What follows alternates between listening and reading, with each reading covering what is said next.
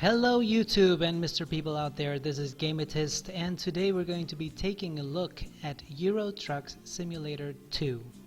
Now, some of you might be asking, why the hell are we analyzing this game? Well, if you're saying that, it's probably because you haven't played it. Was my reaction at the beginning as well. I actually got this game as an accident, and I was very gladly surprised. The thing about this game is it's a very simple simulator. I mean, after all, you're driving trucks. There's no races. There's nothing like that. You're just driving trucks, and you have your own truck company. But it's rated very high. It has a huge community. It's got a bunch of mods, and not every simulator has this. I mean, there's a bus simulator, which after playing this game, I thought I would enjoy, and I didn't. So there's something special about this game. It's just the little details that count, you know. And you guys know I'm very big into details. So the good thing about this game, to use as an example, is that it's so simple that it makes it really easy to pick the little things that made this game so special or better than other simulators out there. Now, it might be a little bit laggy because I'm doing a bunch of stuff at the same time, and I'm using the controller, as you can see this by the slow cursor. Now, the controls for this game are a little bit elaborate, like every simulator, I guess, but they're not too crazy, at least not to start. I mean, it's good to have a lot of controls and a lot of information, but it is important for the player to be able to start quickly. So he doesn't have to know absolutely what all those buttons do and all those little things do. They just want to get straight to the point, can I just drive the truck? Once they drive the truck and they like the game, they'll be more interested and they'll explore the rest of the game. But you have to make it easy for the player to just get to it. And Euro Truck Simulator makes a great job with this, because at the beginning you start with a very good truck, or pretty good truck, so driving is really smooth. I mean that's one of the good things also about the game. It's very true, I guess. It's the physics engine is pretty good. But yeah, the first truck you have is very good, which is good because it kind of serves as a tutorial. You know, you don't have to go crazy driving it because it's pretty intuitive. Later on, however, this is not your truck. You're actually renting it to do missions. And later, as soon as you start earning some money, you're allowed to buy your own truck. And that's when it gets really interesting. That's when it really, I don't know, there's a thing about owning your own truck. You know, you just personalize with it. It's like, this is what I mean. This game is very RPG driven, even though, I mean, all simulators have some sort of RPG, but this one especially because you really connect with your truck. And then later on you'll be hiring truck drivers that do work for you. You'll be connecting with them, and you'll be opening different locations across Europe where you can have more jobs. So you it becomes very personal, sort of. You know, all these customizations make it very personal. Now, here's my character. I called him, well, I didn't call him Gamatist. I thought I called him Santa. But anyway, his company is Santa's Trucks, which should be somewhere. There it is, Santa's Trucks, because he looks like Santa. That's why he also has a red truck. So, like I said, it's a very, very interesting game when it comes to the way the simple things work. You know, there's one thing that I love about this game is that it starts out with a map. This is the map. Now, maps are not used in every game, and I think every game should have a map. I mean, I just love maps, because as soon as I see a map, and I don't think I'm the only one, as soon as I see a map, I just want to see everything. I just want to explore all of it. I want to know what every city has. Like, you don't even have to tell the player what to do. You show them a map with destinations, they'll want to check them out. And especially when it's something like this, where players actually know the locations. You know, you see, even if you're not European, you know Paris, you know London, you want to see those cities, you know, and wherever you choose to start. I chose Zurich, I don't know why, just because it's in the Alps, and I guess Santa feels more comfortable there. Even if you choose Paris, you still want to see London, you want to see Berlin, you want to see all these cities. So maps are a super effective way of getting players involved and creating their own goals, you know, goals that every player has their own goals and their own motivations, and you don't even have to tell them what to do. They choose their motivations. They might want to go to Paris to see it, and other people might say, I want to do all the roads in the game, and other people say, I want to go from London to, I don't know, Vienna or whatever. So that is a great thing from the game, and a lot of games utilize that a lot. Um, then job market. Yeah, I don't have money to have my own truck, but that's where it comes in. It's very good to tease the player into what he'll get later, so he knows what he has to do. Quick job, but you're telling him earn money for your own company using your own equipment. So that's pretty cool, and that's one thing I strive for, to earn that money. And this game has a very slow. It's a very slow game because you earn money very slowly, but you always feel a reward. Every time you finish a job, you clearly get a reward. So let's check the jobs that they have. And there's also a cool thing. So I began in Zurich, and you have choice. This is really cool. It's very simple. There's probably some kind of algorithm here that tells you, the money that you get paid per kilometer, whatever. But it looks cool. I mean, these little variations, I'm sure it doesn't make a huge difference. Potatoes, lumber, office paper, I mean, the weight changes and stuff. But even if it didn't make any difference, it's cool that you can choose, I want to transport potatoes or lumber or office paper. It's this thing that we're talking about, this customization and personalization of what you want to do.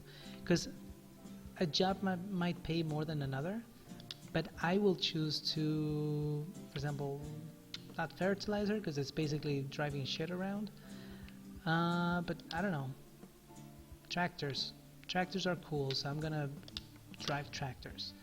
And this is something that we don't really realize in game design. We always think that there's got to be a reason why people do certain things, and that's true to a certain point because people want to see results from what they do, but they also want to personalize their choices. They don't want to play the game to just tell them do this.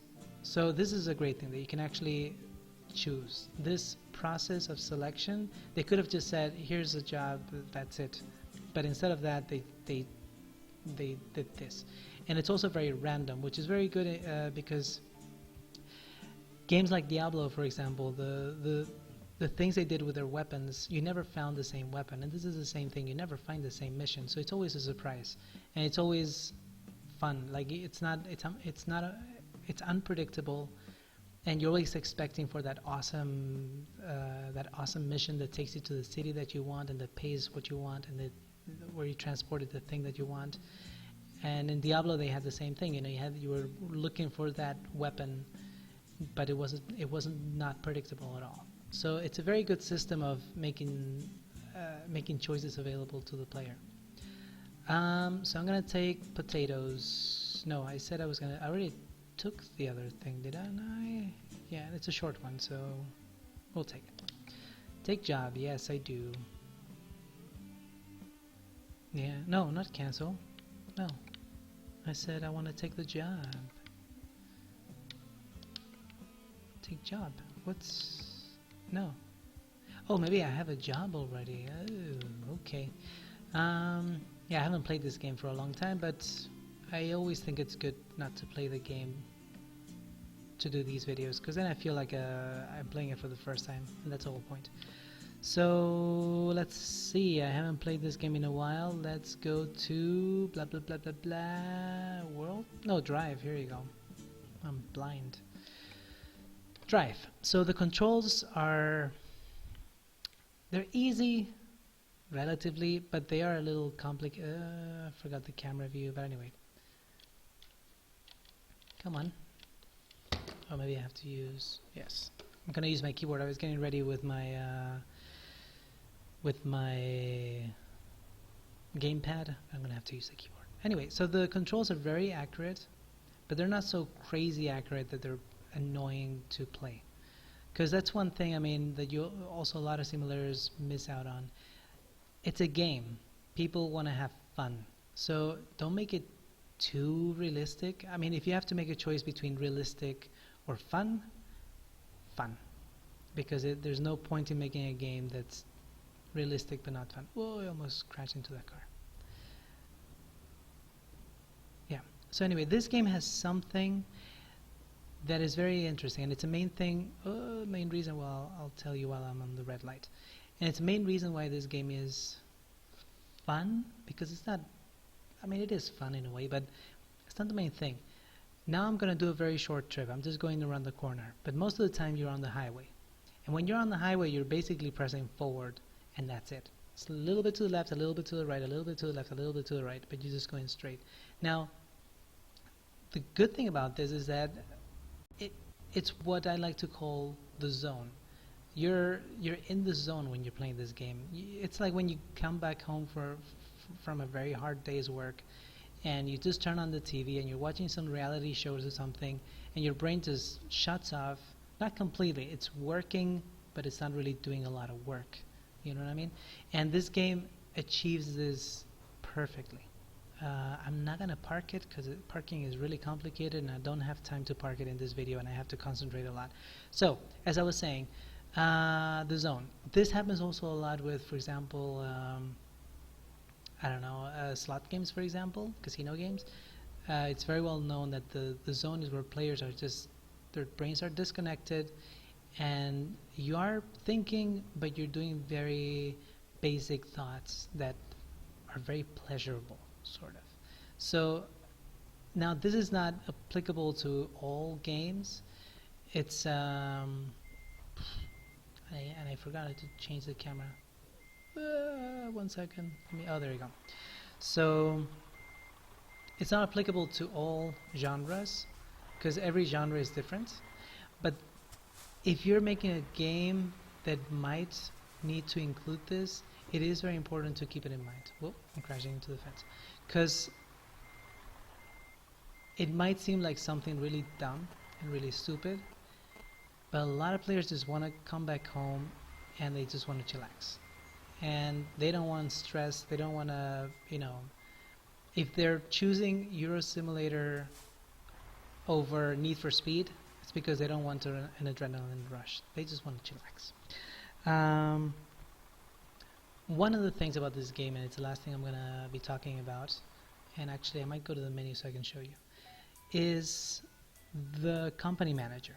Now, here I don't have it yet, but you will open your own branch in the city, in this case Zurich, and you will hire your truck drivers and you will buy trucks. Now, this is part of what the map also involves, the collection. Humans like to collect stuff. We just like it. Everybody likes to collect something. It's just a weird thing. And in this game, they achieve it perfectly because you collect destinations that you've been to, you collect trucks that you've bought, you collect truck drivers that you hire, and you also expand. It's you're expanding your collection as well. So it's you're doing double the effect. You're collecting, and you clearly see how for example, your garage has space for 2, and then it's got space for 3, and then space for 4, and that feeling, that clear feeling that you're expanding, is very satisfying. So I would say these are the main elements why this game is so successful, the ones I mentioned. If you have any other views on this game or any other observations, please feel free to add them in the comments. If you like this video and you'd like to see more, subscribe, of course. And yeah, you can also find more information at www.gameitist.com, like scientist, but gameitist. And yeah, I'll catch you next time. Thanks for watching.